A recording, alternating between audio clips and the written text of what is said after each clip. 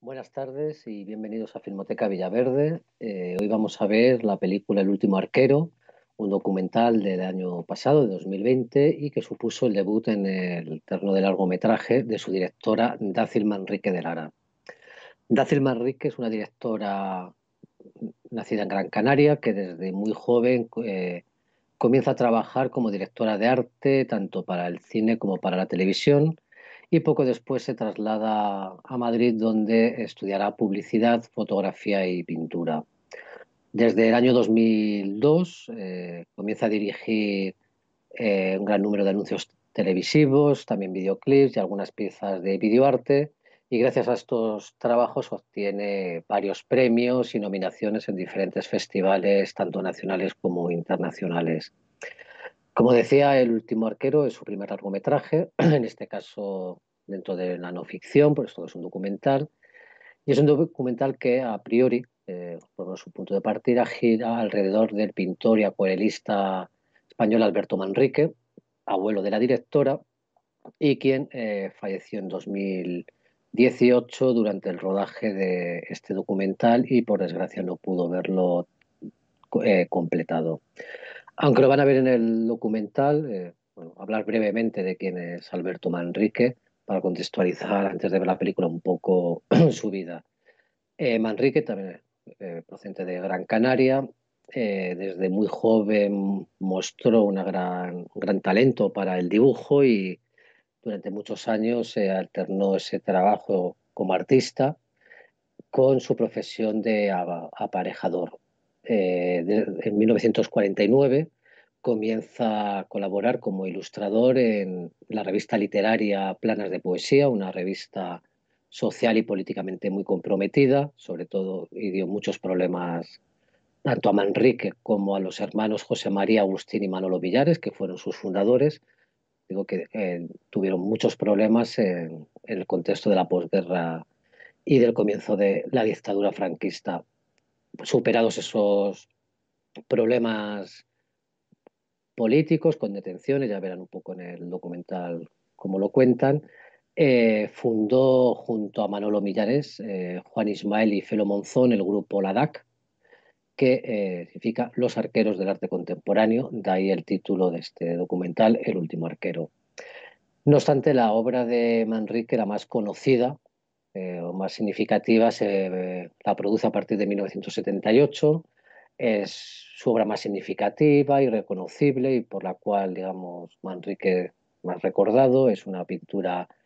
muy asentada en una especie de realismo fantástico, donde, bueno, pues le diferencia a Manrique de gran parte de los pintores de esa época. Y es una pintura, la van a ver muy constantemente representada en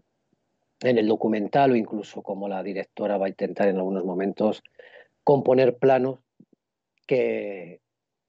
que rememoren la pintura de su abuelo, sobre todo a través de una atmósfera muy onírica, donde se pierde la gravedad de los elementos y parece que flotan en el aire. Este documental, como decía, parte de la premisa de querer hacer un documental sobre su abuelo, pero a su vez tiene otra vía, y es que la propia directora va narrando en el documental, como van a ver,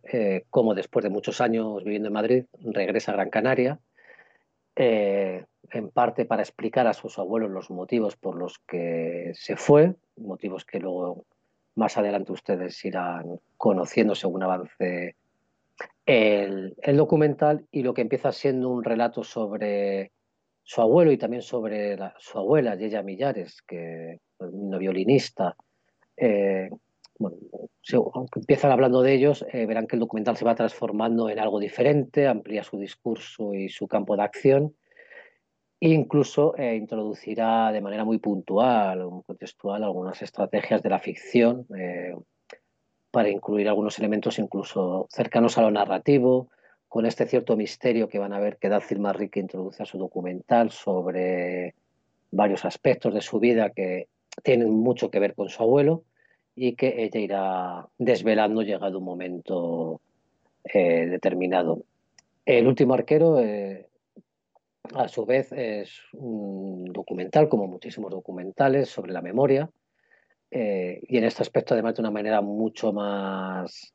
fehaciente, puesto que, como verán, su abuelo en los últimos años de su vida fue perdiendo la memoria, por lo cual este documental viene a ser una manera de escribir en imágenes, de documentar la vida de este pintor para perpetuarla y que no se olvide. Y ya por último es un documental donde ahonda sobre el arte, sobre la creación, sobre el acto creativo, como manera, bueno, pues diferentes maneras relacionadas con lo anteriormente dicho, es decir, para ordenar imágenes de archivo, imágenes presentes, para dar un discurso, luego en el coloquio hablaremos más de esta estrategia documental, pero es también un documental sobre el arte como proceso creativo a la vez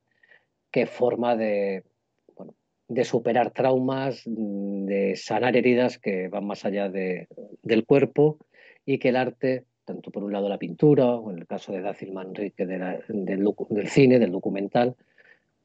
se puede utilizar el arte para hablar, para expresar ciertas cosas y para superarlo. Así que después de, de que vean la película, hablaremos de varios de estos elementos de una manera un poquito más amplia. Como ven debajo de la pantalla hay un número de teléfono, un WhatsApp, para que nos puedan mandar sus comentarios, opiniones o sugerencias, lo que ustedes consideren, y también lo pueden hacer a través del hashtag que también está abajo. La película dura 1 hora y cuarto, es un documental breve, por lo cual nos vemos aquí una vez que haya acabado, ya pondrá en pantalla la hora exacta a la que retomamos el coloquio. Que disfruten el último arquero, muchas gracias.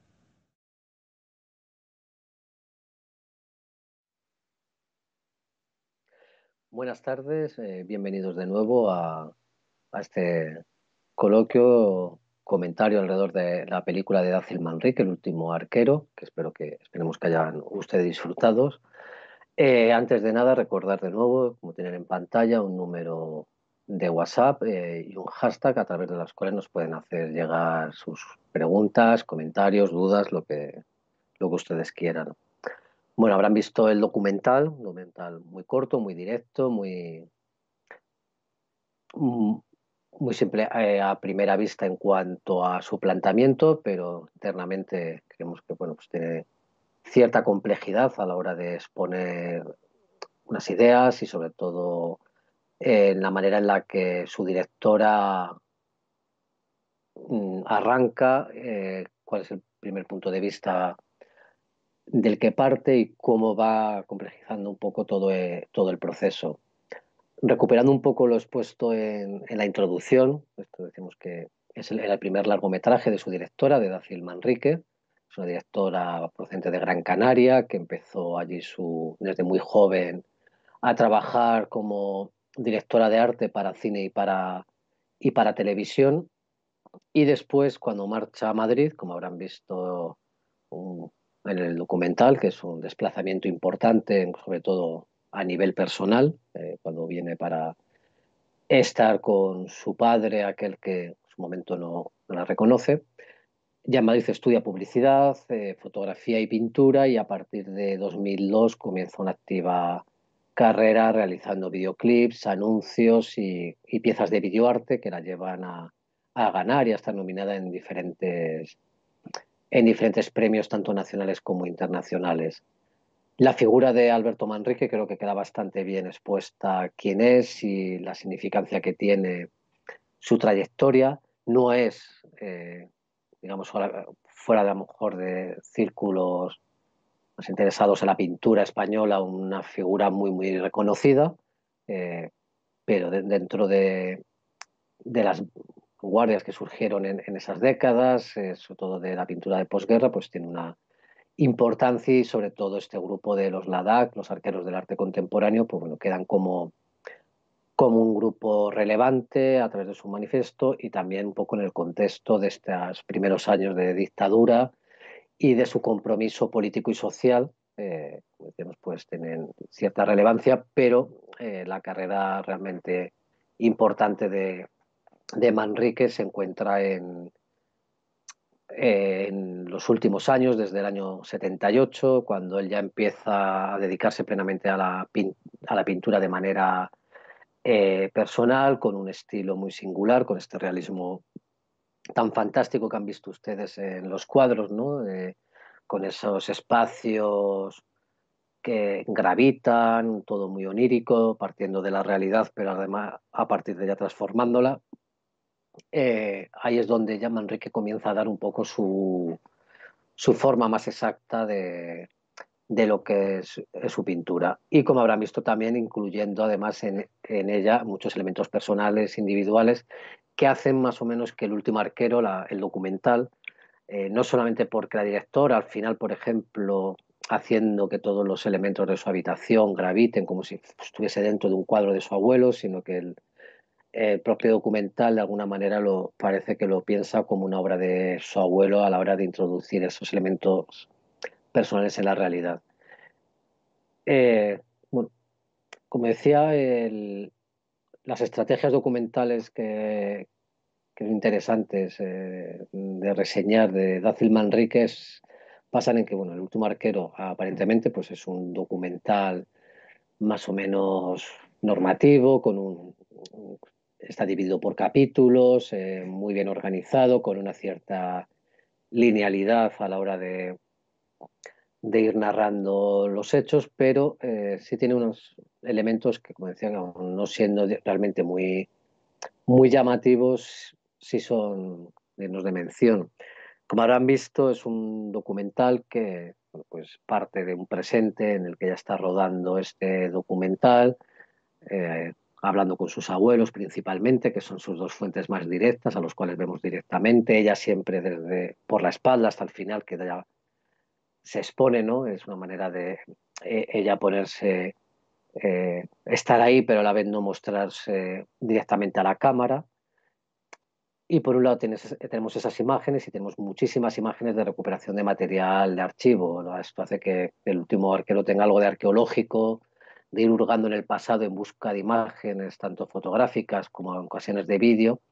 con el fin de reconstruir el pasado y resituarlo en el presente. Algunas formas documentales, como es en el caso del último arquero, poseen esta cualidad, ¿no?, de resignificar imágenes del pasado que vistas independientemente podrían no decir nada o ser simplemente recuerdos o representaciones de un momento particular del pasado, ¿no? Por ejemplo, una foto de la familia posando para cada cual de esa familia puede tener un significado, un recuerdo, algo que les haga venir, o esta imagen que tenemos ahora en pantalla, ¿no? Es decir, son imágenes que tienen un recuerdo personal para cada cual que lo haya vivido, pero en el momento en que esa imagen se resitúa en el presente junto a otras imágenes coetáneas o incluso de otro momento, se resignifican, ya tienen otro significado, crean una narración, apelan a otros sentidos, ¿no? En este caso, en el último arquero lo hemos visto se ve muy claramente de que Dácil parte de una narración más o menos equilibrada a un nivel lineal, una reconstrucción tanto de su abuela como de su abuelo, de su vida, que es a su vez también una manera de hablar de todo este contexto artístico en el que surge Kolos Ladak, su abuelo, y también un poco el contexto en el que viven social y político en España, mejor, más dibujado al principio, en la época de posguerra, más desdibujado después, y a través de estas imágenes va narrando, ¿no? También apelando a la propia memoria, sobre todo de la abuela, que se ve que tiene mucho más claro, tienen los recortes, eh, esos álbumes, ¿no?, que tienen ahí todas las fotos, documentos, tiene ya como un orden más o menos de su vida. El abuelo, como han visto, Alberto, pues ya empezó a perder memoria, luego volvemos a ello, y es más difícil en ocasiones que ya pueda extraer eh, datos y narraciones de él, pero con todos estos elementos Dacil va construyendo, ¿no?, esta recuperación de, de todo ese pasado, eh, y haciéndonos partícipes, ¿no?, de esa narración. De hecho, ella, la voz en off que usa constantemente Dacil Manrique, la sitúa, como decía, comentaba al principio en la introducción, en un plano de narrativa de ficción. Con esto no quiere decir que haya ficción en el documental, sino que las estrategias, las herramientas que ella usa al ir hablándonos de yo me fui de Madrid por unos motivos que quería explicar a mis abuelos, me pasó algo en un momento determinado, hasta muy adelantado el documental no expone cuáles fueron los motivos de su marcha, ni sobre todo el terrible trauma que acaba desvelándonos que sufrió en su primera adolescencia, con apenas 13 años. Esta estrategia va creando, en cierta manera, pues una cierta tensión narrativa. Como digo, es una herramienta más de ficción, aunque esté apelando a datos de lo real, ¿no? Es decir, ella juega con su propio pasado para que el espectador, a través de esta reconstrucción de una vida, bueno, pues le dota de un cierto misterio, de una cierta intriga de saber qué es lo que pasó y, evidentemente, cuando se sepa, también jugar un poco con el impacto y que entendamos todo lo que hemos visto desde otra perspectiva, que es lo que ella a su vez también intenta hacérselo ver a sus abuelos, ¿no? Es decir, ella, su marcha a Madrid eh, obedecía a un intento de establecer unos lazos con su padre biológico para después precisamente darse cuenta, ¿no?, de que realmente la persona decisiva desde una postura, digamos, paternal fue su abuelo, gracias a que cuando ella sufrió aquella terrible experiencia de violación, es con él con el que establece unos vínculos por los cuales es capaz de sortear de alguna manera durante un tiempo todo aquello que ha sufrido. Por eso tiene también este documental de alguna manera un itinerario hacia de la búsqueda del padre y el encuentro y sobre todo la aceptación y exposición pública a través del documental para quien es su padre. Todas estas estrategias documentales, además, en el contexto del último arquero, tienen una significancia, yo creo, bastante interesante en cuanto a lo que comentaba de los problemas de memoria de los que está empezando a sufrir Alberto Manrique, ¿no? Es decir, esta pérdida de memoria no absoluta, sino puntual, como se ve en algún momento del documental, cuando él se enfrenta a unas imágenes y incluso entre risas, ¿no? No sabe decir, no sabe acordarse ni dar datos sobre esas imágenes. Son imágenes que lo recuerda, pero no ubica exactamente, ¿verdad?, dónde estaban. Se puede ver incluso este documental, aunque por desgracia eh, el pintor no falleció, como se ve en el documental, durante su rodaje, no pudo verlo entero. Si es una manera también de recuperar su memoria, ¿no?, de exponerla del documental como receptáculo de una memoria, de unos recuerdos, de unas imágenes que, como decíamos, en un álbum familiar tienen un significado para quien lo ve. Pues, por ejemplo, Yaya Millares, cuando lo abre, sabemos como en un momento dado, entre lágrimas, recuerda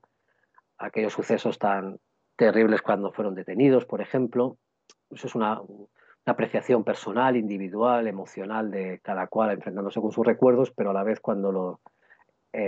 expones como hace Dacil Manrique en un documental, ya de alguna manera, como decíamos, se resignifican esa memoria y la exponen en un relato documental que ayuda de alguna manera a que la memoria de su abuelo no se pierda, a que esa memoria permanezca pues para siempre, por alguna manera, o por lo menos mientras este documental haya copias y siga existiendo, estará ahí, y que sea de alguna manera también una celebración de esa vida, ¿no? Un homenaje a una recuperación de una figura de un pintor que, bueno, pues aunque, como decía, tenga un cierto reconocimiento, a lo mejor dentro de círculos más cerrados de aficionados a la pintura, no es una figura realmente conocida de manera popular, ¿no? Entonces, como digo, es una manera de resignificar todo este pasado y hacer que, pues, esta búsqueda del padre, de hablar de cómo durante todas esas tardes ella cuenta que en la soledad del estudio, en las sombras, en el silencio entre los dos, ella consiguió sentirse segura. Bueno, pues ahí hay una especie de homenaje al abuelo, de reconocimiento, incluso hasta diríamos de cierta gratitud por parte de Dacil Manrique hacia su figura, la de él, y también por extensión a la de su abuelo. De todo este proceso documental sobre la memoria, en este caso particular, enlaza muy bien con los procesos creativos, ¿no? A través de la imagen, eh, como Dacil Manrique, como decía, intenta, o sea, consigue dar forma a toda esta memoria a través de un proceso creativo, de unión de imágenes, de buscar el relato verbal presente para dar significado a esas imágenes y haces un documental a través del proceso creativo, un contenedor de memoria. Pero a su vez está el tema del propio Manrique, ¿no? De cómo la pintura estuvo siempre en su vida, con altibajos, como en un momento dado se cuenta en el documental, que la tiene que dejar de lado para para dedicarse más a trabajar, para poder mantener una familia numerosa. Luego vuelve a la pintura, como en esa pintura él introduce elementos individuales, como esa mariposa, ¿no? Que le dibuja a ella y él la introduce. De alguna manera, Dacil Manrique absorbe, ¿no? Ese proceso creativo de su abuelo y desvía un poco la atención del documental hacia su propia figura, de la directora, como hemos dicho, narradora también un poco de toda esta historia y cómo ella se sitúa en determinados momentos en un primer plano para bueno, intentar expresar este documental. Es una manera de dar gracias y explicar a su vez a mis abuelos los motivos por los que me marché, es una manera de enfrentarse a una decisión que resultó dolorosa para sus abuelos y de paso también volver a ese momento traumático de su adolescencia cuando sufre esa terrible agresión sexual y cómo ella también mostrar que a la vez en el momento en el que quizás lo expones, en este caso de forma artística, lo, lo exteriorizas en un documental, es una manera también de enfrentarte a ese recuerdo, de liberarte de él. Y hay algo en este documental que muy entronca también con la propia pintura de Manrique, bueno, de enfrentarse a los traumas a través del arte, de la liberación que puede ser la propia, aunque aquí sea un documental, es no ficción, pero bueno, es un trabajo que sin ser bueno, pues digamos, por ejemplo, una novela que puedas hablar de unos traumas pasados, una película de ficción que hable de unos traumas del director, el guionista, a través de personajes como, inventados como forma de luchar contra esos demonios que pueden estar dentro. Aquí Manrique lo hace exponiéndose ella abiertamente eh, para contar lo que le sucedió y cómo eso pues también evidentemente ya luego condicionó muchos elementos de su vida, algunos más o menos los hace explícitos a lo largo del documental, otros no los muestra tan abiertamente, pero mientras a veces los creadores a la hora de usar el arte como forma liberadora crean una distancia para poder verse ellos desde fuera, aquí Dacil Manrique creo que se introduce plenamente dentro del documental, aunque sea al principio desde detrás, pero sí verbalmente hablando en todo momento. Entonces, bueno, pues usa el documental y muestra cómo el proceso creativo, incluso de la construcción del documental, todo el trabajo de investigación, todo el proceso de ordenamiento de todas las imágenes de archivo, la creación de esa memoria visual a través de esas imágenes, todo el propio proceso, ¿no? Creativo, no solamente el resultado final, es una especie de itinerario bueno, pues hacia esa superación del pasado y finalmente como una manera de agradecer principalmente a su abuelo el haber estado ahí y haber ayudado bueno, pues, salir hacia adelante en todo momento. Tanto pues queda el último arquero como, digo, como un homenaje a la figura de pintor que vemos en pantalla, pero además una manera de Azil Manrique de exponerse públicamente, pero de una manera que sin ser amable sí, bueno, intenta no quitar hierro al asunto, pero sí al menos decir esto sucedió, pero también he conseguido salir hacia adelante gracias a determinados procesos creativos, hacia una interiorización de este trauma y exponerlo a través de un documental y por tanto de una forma artística. Y nada, con esto eh, terminamos este coloquio, este análisis. Muchas gracias por haber estado con nosotros una vez más en Filmoteca Villaverde y les esperamos en la siguiente sesión de nuevo. Muchísimas gracias.